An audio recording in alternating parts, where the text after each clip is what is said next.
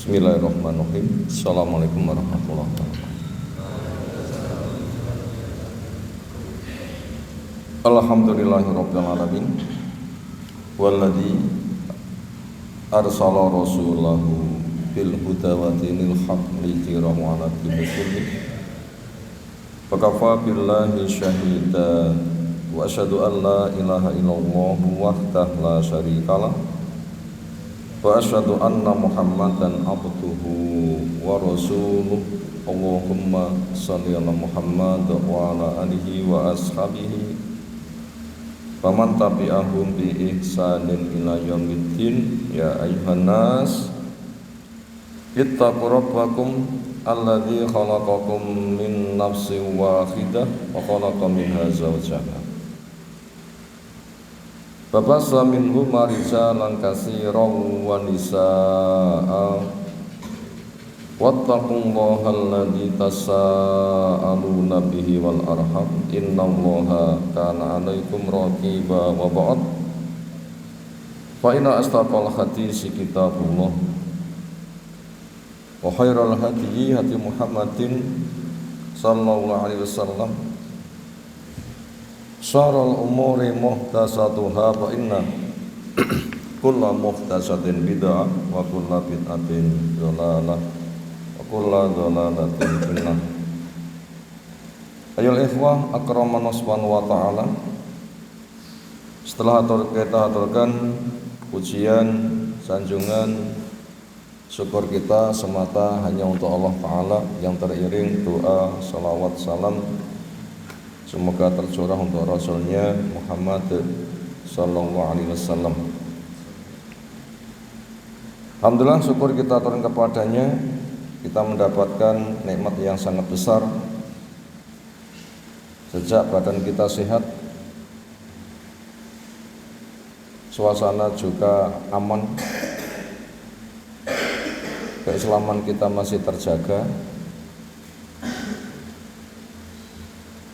rezeki pun juga tidak kurang. Apa rezeki? Bekal hidup. Apa rezeki? Bekal hidup, benda maupun bukan benda. Kita hidup butuh sesuatu sebagai sarana, itu termasuk rezeki. Di antaranya makan, minum, pakaian, dan sebagainya.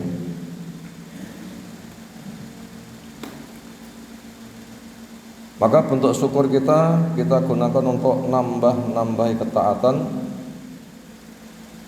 Karena bimbingan syukur bukan sebatas hati senang mendapatkan nikmat,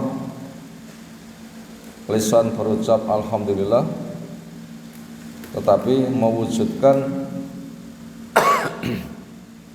apa yang dibimbingan dengan ungkapan syukur alhamdulillah binikmatihi tatimus sholihat. Pujian dihaturkan kepada Allah yang dengan nikmatnya amal saleh semakin bertambah, dan itu terwujud pada perilaku Nabi SAW sebagai orang yang syukur. Apa bentuknya? Ketaatannya semakin bertambah-tambah sampai sholat malamnya bengkak kakinya. Sampai puasa mengatakan, kenapa ini semua dikerjakan? Bukankah Allah telah memberikan jaminan, ya firallaka Allahumma taqaddama min dzambika wa ma ta'akhkhar, dosa dulu akan datang diampunkan. Kok masih sedemikian rupa? Kenapa? Jawabnya, afala akunu abdan syakura. Apakah gak pantas saya jadi hamba yang bersyukur? Kalau begitu, syukur itu adalah hati senang mendapatkan nikmat, lisan berucap alhamdulillah, badan semakin ditingkatkan ketaatannya. Dan ilmu itu caranya. Karena ilmu akan membimbing keimanan yang benar. Ilmu akan membimbing keimanan yang benar. Ilmu akan membimbing ketaatan yang benar. Nah, seperti itu.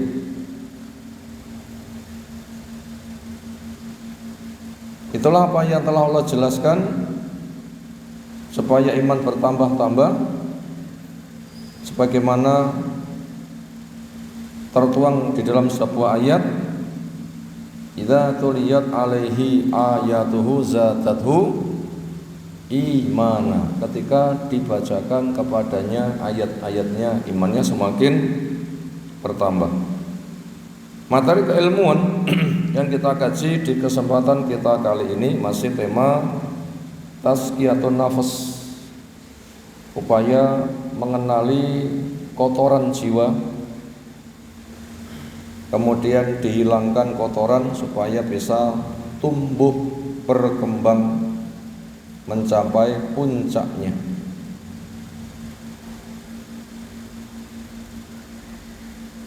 Dan itu merupakan salah satu dari rukun bi'tsah, pilar penyangga diutusnya Rasul. Yang bila rukun itu kokoh, bangunannya juga kokoh. Rukun roboh, bangunannya juga roboh. Kalau digambarkan rumah, rukun itu fondasinya. Tembok keliling yang menjadi pilar penyangga, lalu atap yang melindunginya. Itu rukunnya ada 3. Fondasi, tembok keliling sebagai pilar penyangga, dan atapnya. Rukun bi'tsah itu apa? Pilar penyangga terutusnya Rasul. Telah Allah jelaskan sendiri sebagaimana ada pada surat Jumu'ah, walladzi arsala rasulahu bil huda wa dinil haq. Dialah Allah yang mengutus rasulnya membawa ilmu yang benar dan ketaatan yang baik. Di situ bentuk kerja Rasul adalah yatlu alaihim ayatihi wa yuzakkihim wa yu'allimuhumul kitab wal hikmah. Rukun pertama adalah yatlu alaihim ayatihi, membacakan kepada umat akan ayat-ayatnya. Karena manusia dicipta untuk mengemban amanat, hidup untuk beribadah. Sementara lahir gak punya ilmu,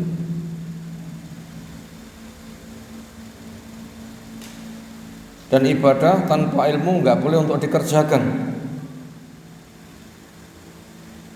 Ya Allah menjelaskan manusia dicipta untuk beribadah dengan firman-Nya, wa ma khalaqtul jinna wal insa illa liya'budun. Dan tidaklah ku cipta jin dan manusia kecuali untuk menghamba kepada saya. Sementara ketika manusia lahir tugasnya menghamba, gak punya ilmu. Wallahu akhrajakum min butin ummahatikum la ta'lamuna syai'a. Allah lah yang melahirkan kamu dari rahim ibumu, waktu itu kamu gak punya ilmu sama sekali. Lalu bagaimana beribadah ditugaskan tetapi ilmu gak dimiliki? Dan itu haram beramal tanpa ilmu. Allah menjelaskan wala taqfu ma laisa laka bihi ilmun. Kamu jangan bertindak di mana kamu tidak punya ilmu. Disitulah akhirnya Allah memberikan petunjuk. Ya, Nabi kita sebelum dapat petunjuk statusnya sesat. Ya Allah telah menyebutkan wa wajadaka dhallan fahada. Semula Allah menjumpaimu sesat, lalu Allah memberimu petunjuk. Apa petunjuk itu? Wahyu yang diturunkan. Ya Allah memanggil, ya ayuhan nas qad ja'atkum mau'izatum mir rabbikum wa syifaa'un lima fis sudur wa hudaw wa rahmatul lil mu'minin aw kama qala ta'ala. Wahai manusia, kita dipanggil. Sungguh telah datang kepada kalian mau'izah,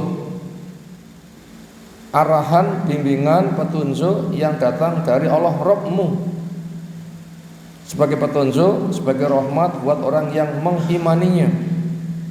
Nah, wahyu yang diturunkan itulah Nabi punya tugas untuk membacakannya. Maka rukun bi'sa itu adalah membacakan ayat-ayat Allah. Ya Allah jelaskan, yatlu alaihim ayatihi. Rasul membacakan kepada umat akan ayat-ayatnya. Apakah pembacaan ayat itu hanya dibaca saja? Jawab, tidak. Bila ayat hanya dibaca saja, apalagi gak paham maknanya, paham makna saja belum tentu tahu tafsirnya. Lalu bagaimana? Orang itu tidak paham sama sekali.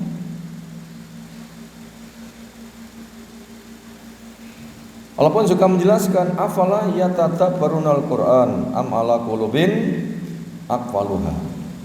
Kenapa mereka tidak mau bertadabbur, berta'ammul, bertafaqquh, bertafakkur, berta'allum, untuk memahami, merenungi, mengangan-angan, mengetahui kandungan fikihnya apa, hikmahnya apa, ilmunya apa, petunjuknya seperti apa.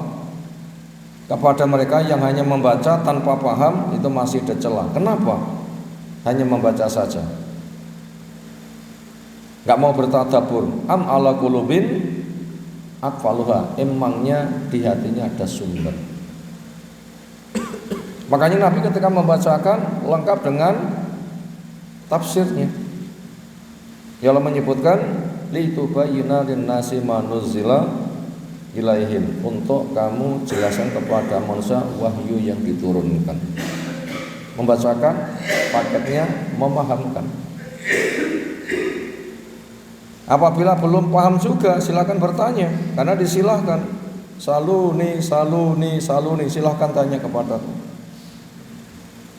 Memang sistem cari ilmu dengan cara tanya. Allah perintahkan fas'alu ahla dzikri in kuntum la ta'lamun. Bila kamu tidak tahu, tanyalah kepada ahli ilmu. Maka sahabat banyak yang tanya.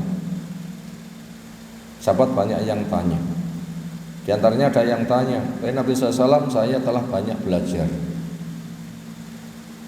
telah banyak beramal. Sekarang saya minta sebuah wasiat. Hanya kepadamu saya minta, ringkes saja. Apa jawabannya? Kul amantu billah summa istaqim. Katakanlah saya iman kepada Allah, pegang itu. Diilmui, laksanakan ketaatan, hatinya ikhlas, caranya benar, mengikuti sunnah, didakwahkan, sumastaqim, kemudian istiqomahlah, jaga tegaknya sampai mati. Karena ada perintah wa'bud rabbaka hatta ya'tiyakal yakin. Ibadahlah sampai kapan? Terus kapan mandek?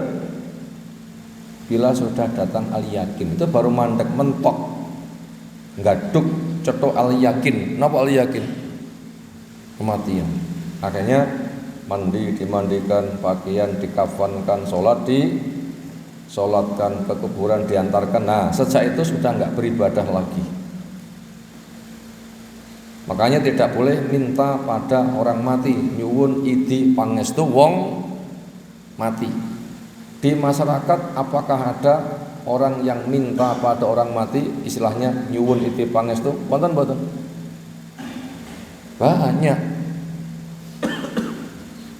Banyak datang ke kuburan mengadu, Pak, Bu, Mbah, dipanggil, gak boleh. Lalu wadul dan minta, doakan kepada Allah. Kenapa? Engkau sudah suwargi, engkau sudah jenati, engkau sudah almarhum, kamu dirahmati, berada di surga. Maka mintakan kepada Allah. Ada yang mengatakan seperti itu salah total. Itu salah total. Kita belum tahu bagaimana nasibnya. Mereka tidak mendengar, mereka sudah tidak beribadah. Bagaimana mereka dimintai? Bahasa yang lain, lumantar panjenengan sing sampun sumari. Jadi orang mati itu disambati. untuk mendoakan kepada Allah. Padahal mereka itu tidak mendengar, mereka itu mati. Atau bahasa yang lain, bisa Rasulullah lahul al-Fatihah. Pernah mendengar? Untuk mendapatkan syafaatnya Rasul disangoni al-Fatihah. Jadi Rasul sudah mati itu dimintai syafaatnya. Mengadu pada Nabi, haturkan kepada Allah supaya kami diberi ini itu. Tidak boleh minta syafaat kepada Nabi, Nabi sudah mati. Ketika Nabi masih hidup, orang datang doakan saya boleh. Tapi Nabi sudah meninggal, yang ada didoakan, bukan minta doa, itu syirik. Adapun minta syafaat Nabi bolehnya ketika Nabi sudah mati, nanti ketika ada di padang mahsyar. Habis 50.000 tahun baru ketemu Nabi diminta tolong mengadulah kepada Allah supaya kita diselesaikan. Nah itu boleh minta syafaat Nabi seperti itu. Tapi sekarang Nabi sudah meninggal, enggak boleh. Itu enggak diperbolehkan. Kita kembali kepada masalah semula. Berkaitan tugas Nabi, selain membacakan, menjelaskan tafsirnya, orang enggak paham bertanya, Nabi menjawab. Kemudian butuh beramal, Nabi menyontohkan. Ini rukun bi'tsah yang pertama. Pilar penyangga kerasulan dengan Rasul tugasnya membacakan ayat. Yang kedua, wa yuzakihim, mentazkiyah kepada umat. Apa makna tazkiyatun nafas? Mensucikan atau menumbuh kembangkan? Ayo, yang mana ini? Maknanya tazkiyatun nafas, mensucikan jiwa atau menumbuh kembangkan jiwa? Yang mana? A. Mensucikan jiwa, B. Menumbuh kembangkan jiwa, atau B? Usanu B. Apa B? Bila dibaca di kitab zakat, apa makna zakat? An-nama, nama yanmu numuwan, apa maknanya? Tumbuh berkembang. Tazkiyatun nafas, menumbuh kembangkan jiwa.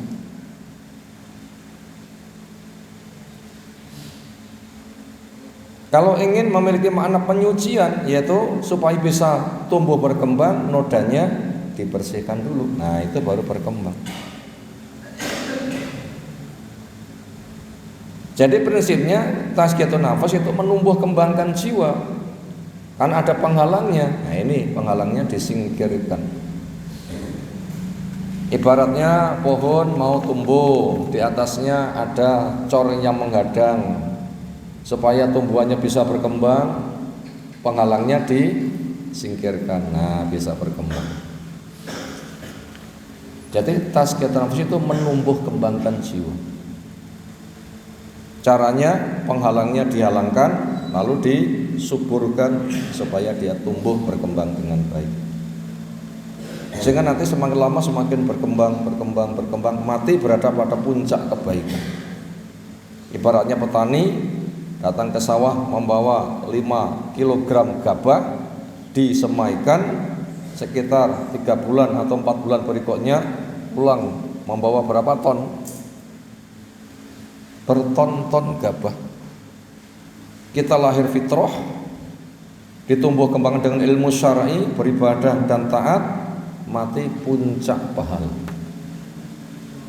Mati puncak pahala, ditumbuh kembangkan, itu tazkiyatun nafas.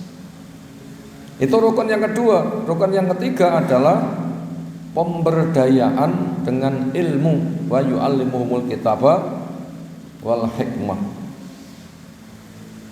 Maka untuk itu kita butuh mengenal macam dari jiwa.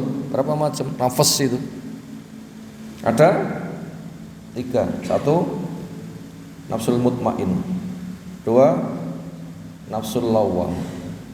3, nafsu ammarah bisuk. Nafsul mutmainnah itu bawaan, lahir suci, ada ketentraman jiwa. Ketemu kebaikan, fitrahnya cocok, diterima tentram. Nafsul lawamah ini sebagai mitra. Ketika ada kebaikan menyesal, kenapa sedikit yang mau kamu kerjakan. Ketika ada kejelekan menyesal, kenapa kamu mengerjakan kejelekan. Siapa yang berkembang? Lalu penghalangnya nafsu ammarah bisu, nafsu yang banyak memerintahkan kepada yang jelek-jelek saja. Ini yang menjadi garapan tazkiyatun nafs. Yang jadi garapan tazkiyatun nafs. Makanya kita butuh sifat nafsu ammarah bisu. Apa itu sifatnya? Nafsu ammarah bisu. Satu, pengen seneng, pesta. Yang kedua, maunya segera.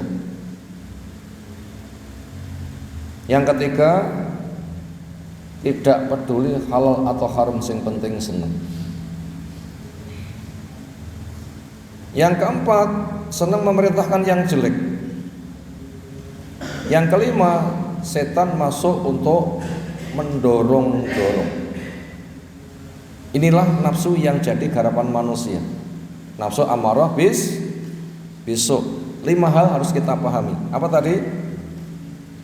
Bawa nafsu pengen seneng saja, gak gelem susah. 2, segera, gak mau nanti-nanti. Yang ketiga, tidak peduli halal atau haram, yang penting senang. Yang keempat, banyak memerintahkan yang jelek. Yang kelima, setan masuk mendorong-dorong. Makanya selain kita isti'adzah kepada Allah dari setan, a'udzubillahi minasyaitonir rajim, isti'adzah. Zikir pagi, zikir sore ada An-Nas, Al-Falaq, a'udzu gitu kan. Qul a'udzu birabbin nas, qul a'udzu birabbil falaq, itu kan minta perlindungan. Zikir pagi bekal sampai sore, zikir sore bekal sampai pagi. Termasuk mau baca Quran isti'adzah. Termasuk ketika hendak menyampaikan pembicaraan itu juga ada isti'adzahnya. Masuk mau khutbah, mau ceramah, mau nasihat, mau belajar, di situ ada bahasa wa na'udzu billahi min syururi anfusina wa sayyiati a'malina. Ya Allah, saya memohon perlindungan kepadamu dari jeleknya nafsu amarah bisu. Itu yang harus banyak menjadi garapan. Maka untuk itu bagaimana cara memberikan garapan kepada nafsu amarah bisu? Maka yang kita bahas di kesempatan kali ini adalah dengan membimbing supaya nafsu memiliki ketakwaan. Karena takwa diperintahkan. Ittaqullah, ittaqullah, ittaqullah. Berapa kali Allah perintahkan? Ittaqullah, ittaqullah. Berapa kali? Banyak kali. Di sunnah pun juga demikian. Ittaqillah haitsu ma kunta. Ittaqina wal bisik tamroh. Ittaqu du'atal madlum. Kesimpulannya adalah cara untuk menjaga keselamatan dengan takwa. Makanya kita sudah berulang kali menyampaikan pendefinisian takwa. Apa definisi takwa? Ittikhadul wiqayah min syuktillah wa adzabi bi fi'lil awamir wa jitinabin nawahi wa kulluha ala ilmin. Itu mana takwa?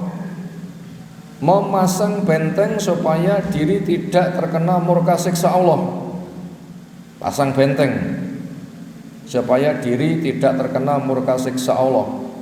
Bentengnya apa? Dilaksanakannya perintah penuh harap dengan ilmu, dijauhinya larangan penuh waspada dan dengan ilmu. Makanya kenali jalan surga dengan pemahaman yang benar, kerjakan penuh harap. Kenali jalan neraka dengan pemahaman yang benar, tinggalkan dengan penuh waspada. Ketika salah, istighfar dan taubat. Ketika cari lingkungan, cari teman yang baik. Perbanyak zikir, perbanyak sedekah. Nah, itu namanya takwa. Makanya siapa yang bertakwa, nafsu bila diajak bertakwa nanti akan mendapatkan derajat yang paling tinggi. Karena inna akramakum indallahi atqakum, orang yang paling mulia dari kamu di sisi Allah yang paling takwa. Nah, di sini kita akan melihat min rukni takwa al-ikhlas wal ittiba. Rukun takwa banyak, di sini yang kita kenal ada dua. Apa? Al-ikhlas wal ittiba. Ini materi kajian kita malam hari ini. Ma'rifatu rukni taqwa al-ikhlas wal ittiba. Mengenal rukun takwa, pilar penyangganya takwa, itulah ikhlas dan ittiba. Sekarang kita masuk kepada pembahasan. Ada 8 nomor rangkuman. Soalnya nanti akan kita urai berdasarkan dalil yang melandasinya. Yang pertama, di antara sarana tazkiyatun nafs dengan mengenal sifat muttaqin.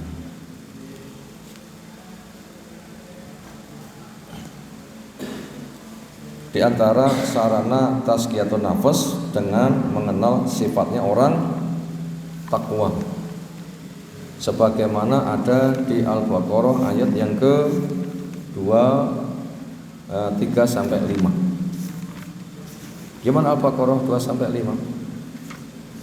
Diawali alif lam mim. Ayat pertama.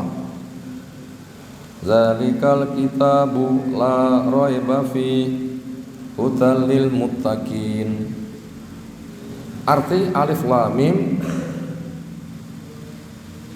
yang selamat dengan pemahaman Allah yang paling tahu maknanya. Ada 2 hikmah ayat diawali semisal alif lam mim, alif lam ra, nun, yasin, dan macam-macam. Apa 2 hikmah? 1, membikin orang yang antipati supaya penasaran. Karena banyak orang itu mengatakan jangan kamu dengan Al-Quran, sumpetono kupingmu. Nah, ada alif lam mim untuk memancing penasaran. Ada yang menghalang-halangi kamu dengar, tapi di sana itu kok menggelitik, ada apa? Membikin penasaran supaya berangkat untuk menyelami. Yang kedua, ketika sudah menyelami lalu mengatakan itu asatirul awwalin, dongeng orang yang dulu. Yang kedua fungsinya untuk tantangan.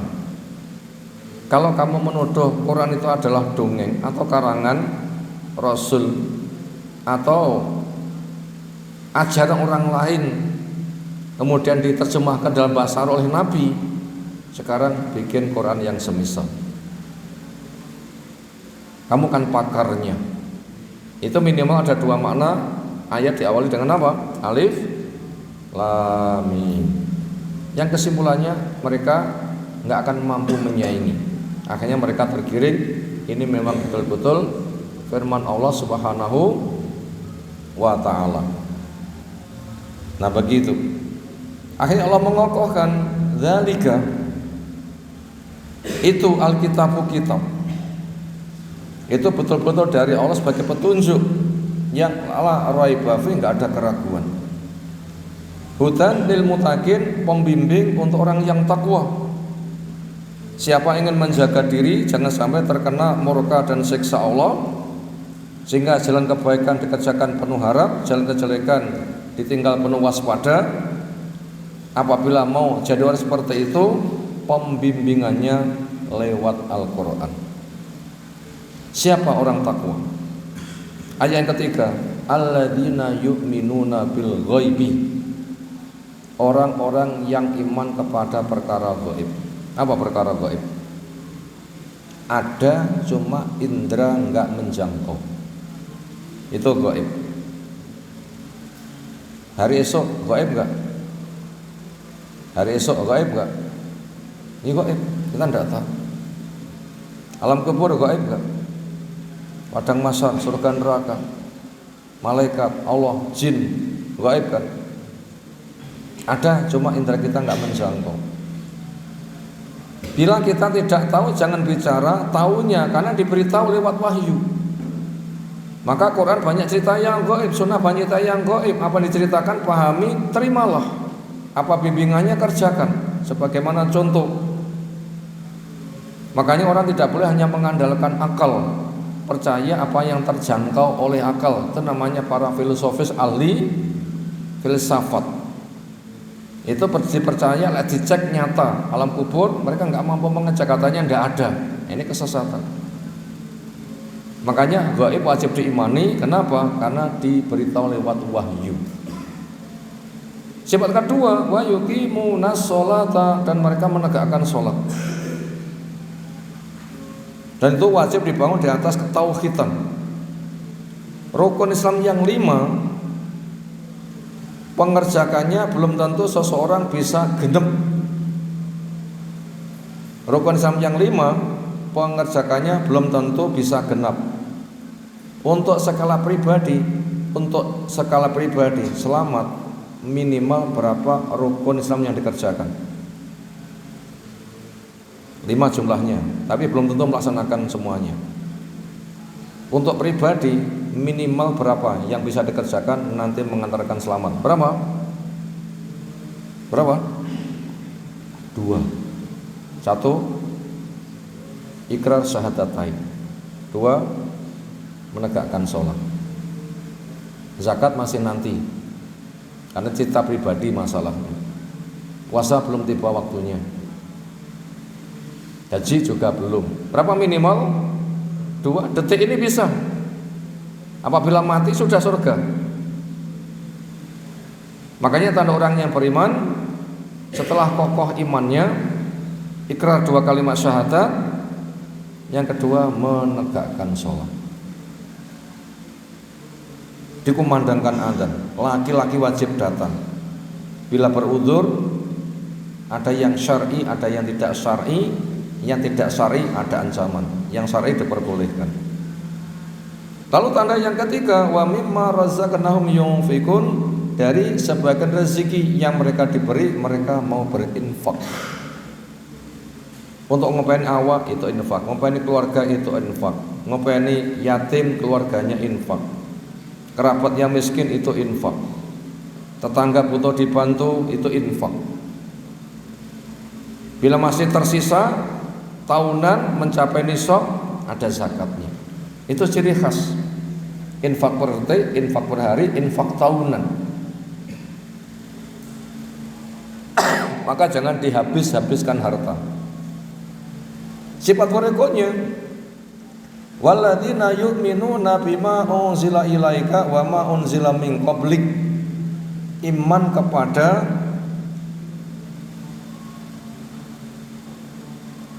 wahyu Allah. Allah berfirman sesuai keagungannya, didengar, ditulis, dibukukan, diturunkan untuk petunjuk. Ada nabi-nabi memiliki mushaf. Ada juga yang sudah dikitabkan, entah Taurat, Zabur, Injil maupun Al-Quran. Semuanya diimani, itu firman Allah. Untuk dibaca, diamalkan, diperjuangkan, cukup dengan Al-Quran. Karena Al-Quran sudah mencakup kitab yang dulu-dulu.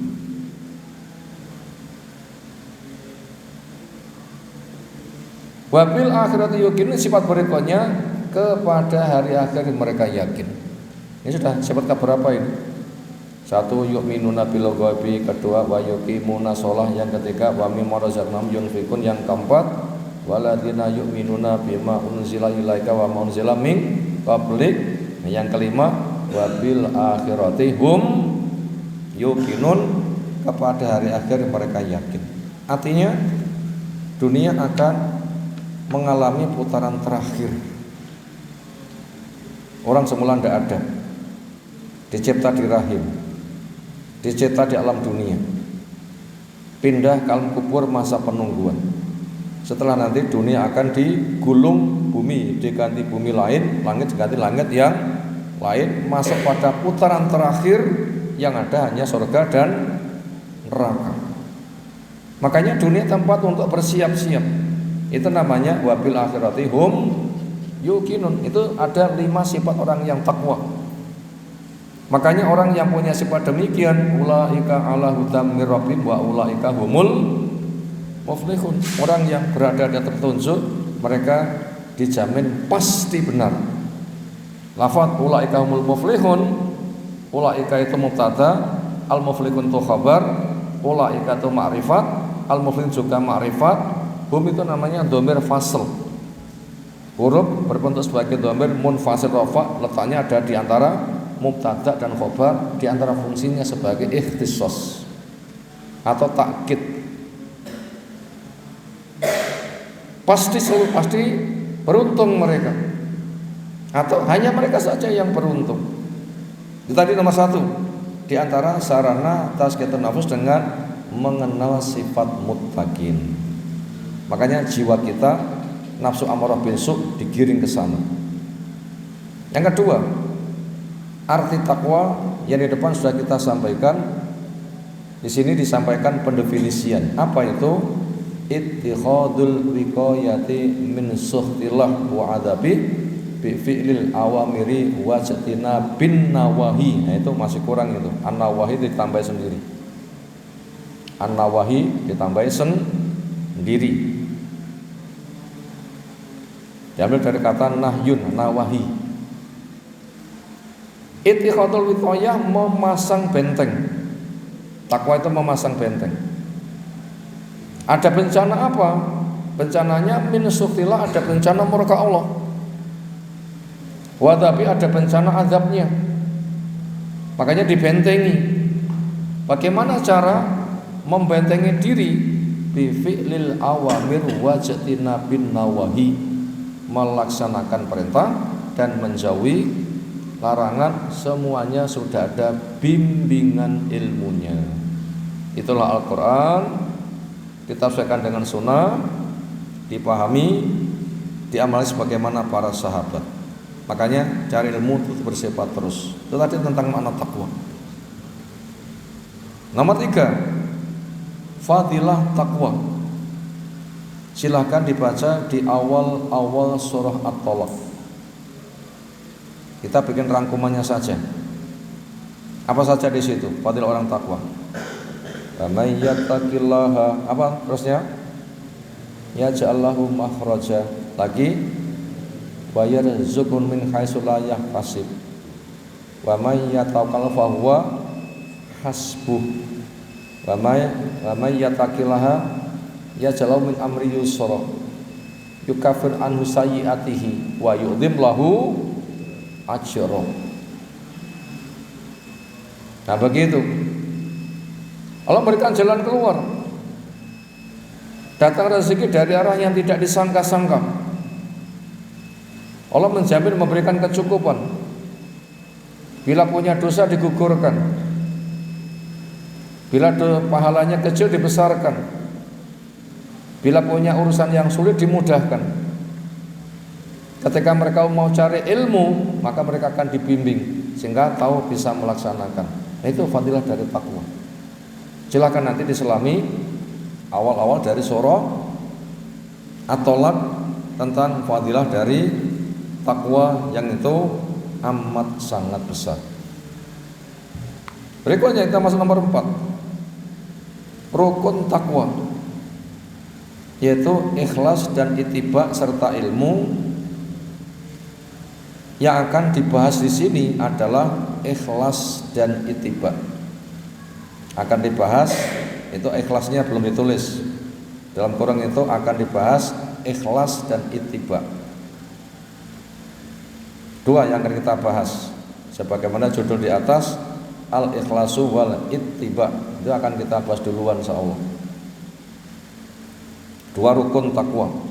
Siapa pengen takwa, kenalilah rukunnya. Ibarat bikin rumah, pasang fondasinya dulu. Fondasi siap, dan nanti bisa temboknya. Tembok siap, silahkan atapnya. Sekarang kita bahas dua hal dulu. Apa? Ikhlas dan ittiba. Nah, kesempatan yang lain nanti bisa dikembangkan dengan pembahasan tentang ilmu. Nah, sebelum kita berlanjut, sepertinya sudah masuk waktu isya. Kita jeda sesaat. Siapa yang mau adzan disilahkan. Walhamdulillahirabbil alamin.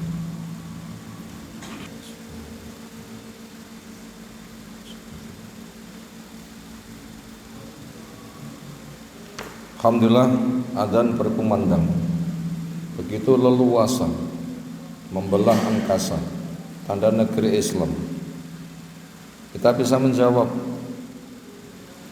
kalimat demi kalimat dari takbir sampai terakhir. Lalu bersolawat, minimal gimana solawatnya? Allahumma sholli Muhammad wa sallim alaihi. Lalu berdoa, Allahumma rabb da'watid tamah wassalatil qaimah ati Muhammadanil silatul fadilah tabashu maqaman mahmudanil ladzi wa'ata. Apa syafaat insyaallah nanti. Nabi mengadu, kita disilahkan. Baca dua kalimat syahadat. Setelah itu berucap raditu billahi robba wa bi Muhammadin nabiyya wa bil islami dina. Itu zikir sesudah adzan. Nah, semoga kita bisa menegakkannya, kita istiqomah. Salat akan menjadi sesuatu kunci hisab sehingga selamat di sisi Allah Ta'ala. Berikutnya kita lanjutkan. Tadi sudah masuk pada poin yang keempat yang akan kita bahas dari beberapa rukun takwa. Dua yang kita bahas yaitu ikhlas dan ittiba. Nomor 5, arti ikhlas. Mana bahasa apa? Mana bahasa ikhlas itu? Al-khalasu min kulli syai', lepas dari segala sesuatu. Ikhlas punya makna khalasa, ujul, lepas, kayak ikatan. Ditanya, ketika ada tugas menulis hal khalastum, apa maknanya? Ismari lah nulis. Dijawab, na'am qad khalasna. Sudah selesai. Kalau kita apa makna ikhlas secara bahasa? Selesai, lepas, enggak ada kaitan. Kertas letakkan, pen diletakkan. Khalastum, na'am. Selesai, sudah. Secara definisi ikhlas itu apa? Tajridul ibadati lillahi wahda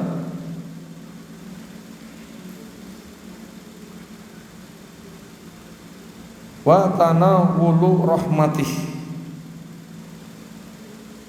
Itu makna ikhlas. Tajridul ibadata, memurnikan peribadatan lillahi wahda, semata hanya untuk Allah saja, wa tanawuli rahmati, dan menggapai rahmatnya. Berarti yang disembah Allah saja, syariatnya syariat Allah saja, yang dijadikan tumpuan hanya Allah saja untuk mendapatkan rahmatnya. Orang beramal itu punya harapan enggak? Ini butuh kita sampaikan, karena ada sebagian orang yang membawa syubhat. Katanya orang itu apabila beramal mengharapkan sesuatu, katanya tidak ikhlas. Bahkan mereka menuduh ngamal kok punya harapan, itu jenenge ngamale pedagang, golek badi. Yang betul, orang beribadah itu cari untung atau memberi kepada Allah? Orang beribadah cari untung atau memberi kepada Allah?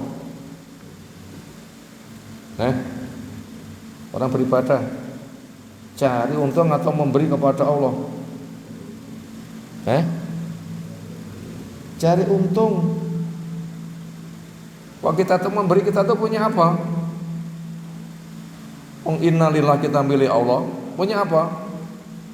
Langit milik Allah, bumi milik Allah, kita milik Allah. Kita memberi Allah, memberi apa? Butuhkah Allah kepada hambanya? Tidak butuh. Tapi hamba yang butuh kepada Allah. Kenapa? Wallahul ghaniyyu wa antumul fuqara. Allah itu maha kaya, gak butuh. Kamu yang fakir, yang dzul hajah, yang punya kebutuhan. Jadi ibadah itu adalah cari untung. Dan Allah membuat transaksi jual beli. Hal adullukum ala tijaratin tunjikum min adzabin alim.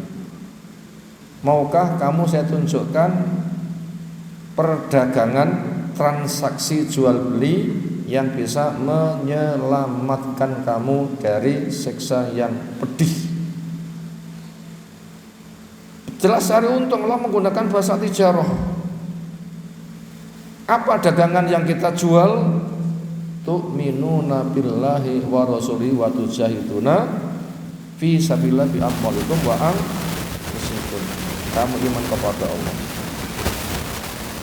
kamu iman kepada Rasul, dan kamu berjihad di jalan Allah dengan kamu kerahkan harta dan jiwamu. Itu modalnya dagangan kita yang kita jual. Kamu iman kepada Allah, itu punya ilmu, lalu taat, iman kepada Rasulnya, mengikuti sunnah. Setelah itu berjihad, kerja sungguh-sungguh, termasuk didakwahkan, mengerahkan modal, harta dan jiwa. Itu dagangan kita. Siapa pembelinya? Allah. Allah menjelaskan innallaha ashtara minal mu'minin amwalahum wa anfusahum bi anna lahumul jannah. Allah akan membeli. Jadi pembelinya itu Allah. Orang yang beriman, yang berdagang tadi, iman pada Allah, iman pada Rasulnya, jihad, mengerahkan harta dan jiwa. Apa? Bati yang Allah berikan. Bi anna lahumul jannah. Buat mereka itu apa? Surga. Jadi kita beribadah itu cari untung, bukan memberi kepada Allah, tapi yang ada minta kepada Allah. Karena yang kita minta itu Allah, maka caranya harus menggunakan cara Allah, tidak boleh pakai cara yang lain. Kalau kamu butuh kepada saya, nih ada Quran, ada sunnahnya, ada profil ketentuan seperti itu, kamu caramu berdagang kepada saya, nanti saya beli dengan surga. Nah, bergantungnya kita hanya kepada Allah namanya ikhlas. Makanya jangan ada tendensi dari makhluk minta disanjung, minta harta, minta jabatan, enggak boleh. Makhluk itu diberi, bukan diminta. Makhluk itu apa? Diberi. Itu rukun pertama dari takwa adalah ikhlas. Memurnikan peribadatan semata hanya untuk Allah saja dan untuk memperoleh rahmatnya. Yang nomor 6, arti ittiba. Apa ittiba? Tajridut ta'ati bi sunnati Rasulullah sallallahu alaihi wasallam. Itu makna dari ittiba. Tajridut ta'ati bi sunnati Rasulullah sallallahu alaihi wasallam, memurnikan ketaatan semata dengan sunnahnya Nabi Sallallahu Alaihi Wasallam. Taatmu dengan bimbingan sunnahnya Rasul, itu namanya ittiba. Nah, siapa yang punya dua ini nanti akan diterima. Berikutnya masuk pada poin yang ke-7. Dalil amal diterima dengan takwa. Kita akan membaca dalil, isinya pemberitahuan bahwa amal itu diterima apabila pelakunya orang takwa. Nah, begitu. Amal akan diterima bila pelakunya orang takwa. Di situ ada nukilan surah Al-Maidah yang ke-27. Allah firmankan, "Watslu alaihim," dan bacakan kepada mereka, Naba abnai Adam, dua anaknya Nabi Adam alaihissalam. Kisah bil haqi, itu kisah kebenaran. Siapa? Dua anaknya Nabi Adam, Qabil dan Habil. Id qarraba qurbanan, ketika keduanya menghaturkan media pendekatan. mempersembahkan penghambaannya. Kalau kamu dekat kepada saya, perintahku kerjakan. Apa? Sodako. Senada itu maknanya. Kalau kamu butuh kepada saya, kerjakan perintahku. Apa? Sodako. Akhirnya keduanya sodako. Qabil memilihkan terjelek, Habil memilihkan yang terbaik. Kenapa? Karena syariat kita adalah lan tanalu birra hatta tunfiqu mimma tuhibbun. Kamu tidak mendapatkan hakikat kebaikan sehingga terbukti ketika sedekah kamu pilihkan yang terbaik. Makanya semisal kita panen pisang, mana yang kita sedekahkan? Yang paling atas atau yang paling bawah? Yang paling bawah kecil-kecil nggak ada isinya. Yang paling atas besar-besar. Mana kita sedekahkan? Sing dhuwur dewi. Nanti kita sedekahkan 1 sisir, nanti pahala kita 10 sisir. Bagus semuanya. Lah sing ditokan semua elek-elek. 1 sisir nanti menjadi 10 sisir elek kabeh, tambah bosen ya. Pilihkan yang terbaik.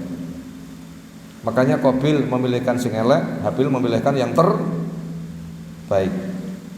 Kenapa? Asli harta kita yang kita sedekahkan. Maka pilihkan yang terbaik. Akhirnya fatuku bila min ahadima, diterima salah satu keduanya. Dari Habilnya diterima. Kenapa? Memilihkan yang terbaik.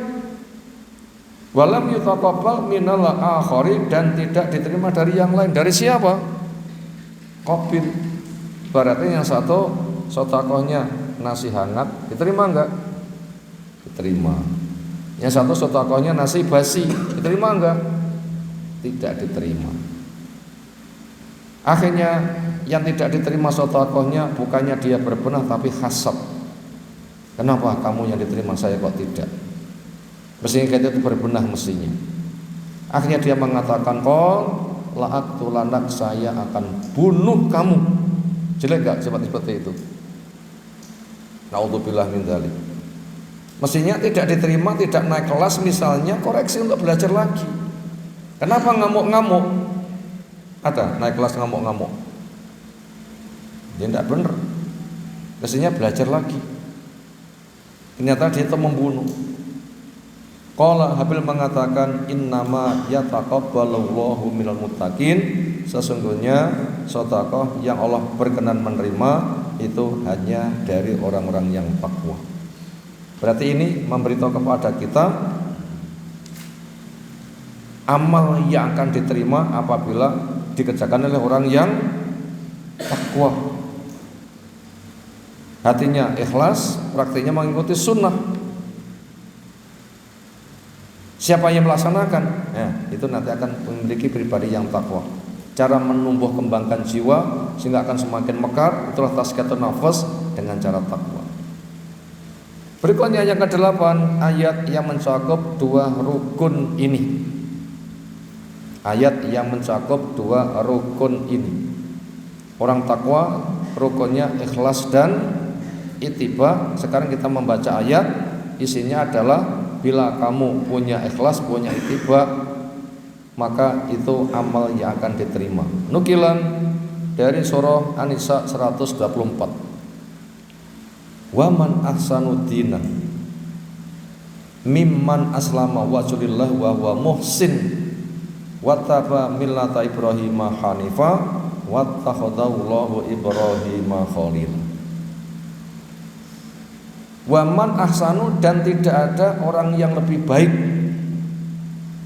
dinan, agamanya, ketaatannya, ketundukannya, mimman, dibanding orang yang aslama, menuluskan, tulus ikhlas, menuluskan atau mentuluskan, mentu apa menu? Ayo, mentu apa menu? Ini ahli bahasanya sapa iki? Mentuluskan atau menuluskan? Tulus ikhlas. Tapi lek menu aja menu tok, engko mengharapkan segone dicepakne mana menunya nah begitu.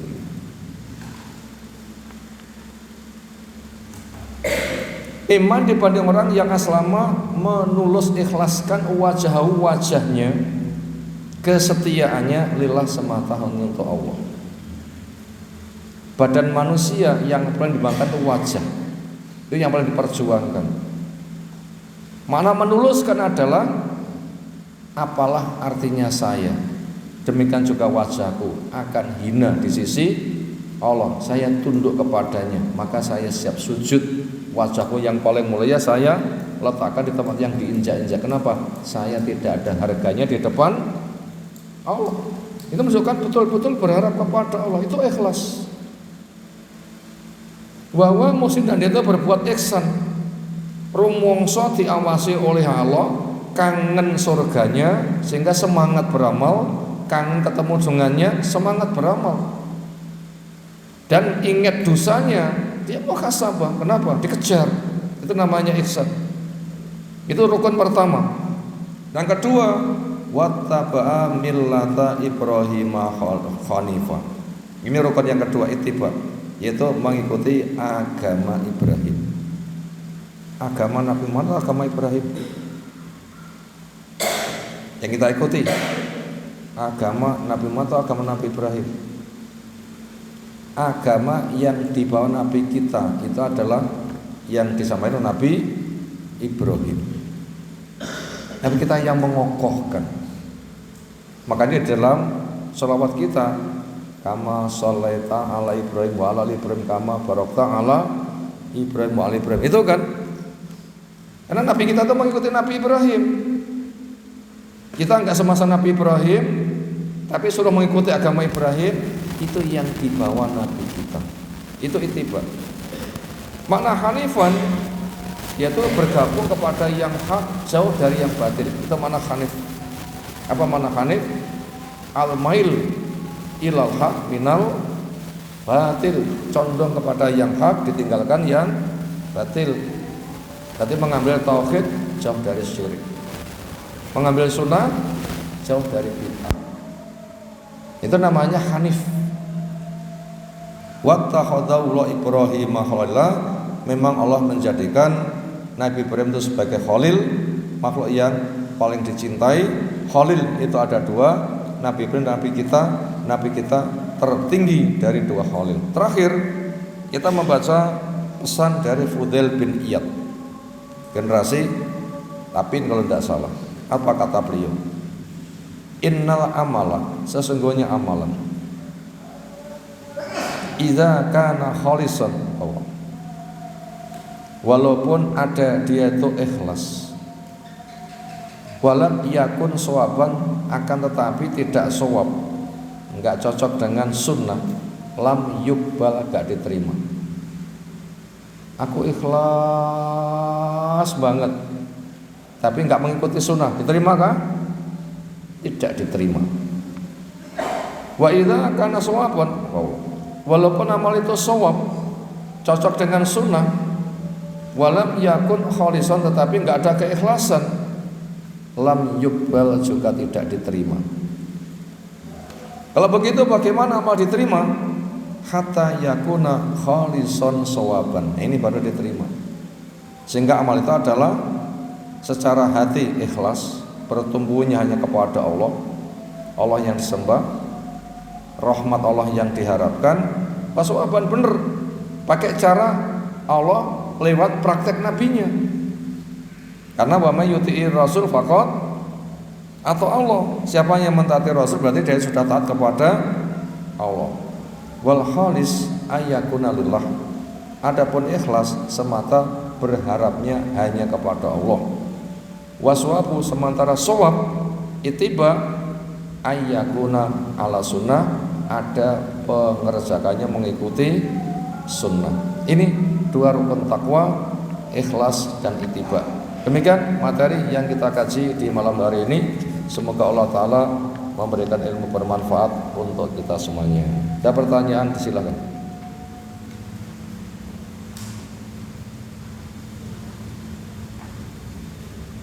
Bila cukup, Kita tutup dengan doa kafaratul majelis. Subhanakallahumma bihamdika asyhadu an la ilaha illa anta astaghfiruka wa atubu ilaik. Assalamualaikum warahmatullahi wabarakatuh.